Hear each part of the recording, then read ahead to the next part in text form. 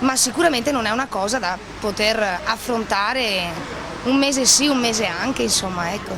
Tra poveri, perché loro sono messi male nelle condizioni in cui vivono e noi stiamo lottando per sopravvivere nella quotidianità, nel nostro lavoro.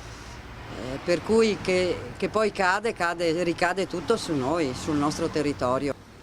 Perché non si può bloccare un paese per quattro manifestanti, manifestare per cosa alla fine? Sì, se devo uscire esco sempre con mio marito adesso perché non si può più uscire da soli, è un disagio, è un grosso disagio per noi. Le voci dei cittadini di Bagnoli, esasperate, voci da troppo tempo inascoltate, ci dicevano così pochi giorni fa dopo l'ennesima protesta dei migranti stipati nel lab della piccola frazione di San Siro. Sono cittadini preoccupati per la sicurezza dopo ben 2 episodi di tentata violenza sessuale nei confronti di 2 donne del paese e sono commercianti che fanno i conti con una situazione che spesso li penalizza, proprio come è accaduto la settimana scorsa, una giornata di lavoro persa per colpa della protesta dei profughi che ha bloccato il traffico lungo l'unica strada che attraversa il comune della Bassa Padovana.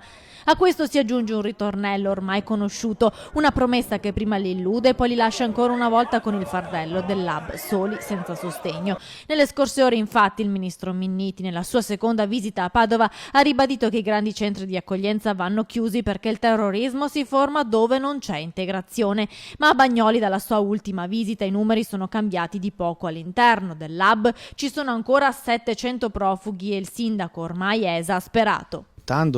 Stiamo aspettando ancora le promesse di Alfano.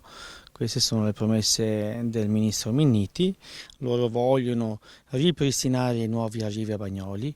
Io sono stato categorico, Bagnoli si sgonfia e si chiude solo bloccando gli arrivi. Se si fa il turnover non si sbloccherà mai, non si ridimensionerà mai e soprattutto non si chiuderà mai.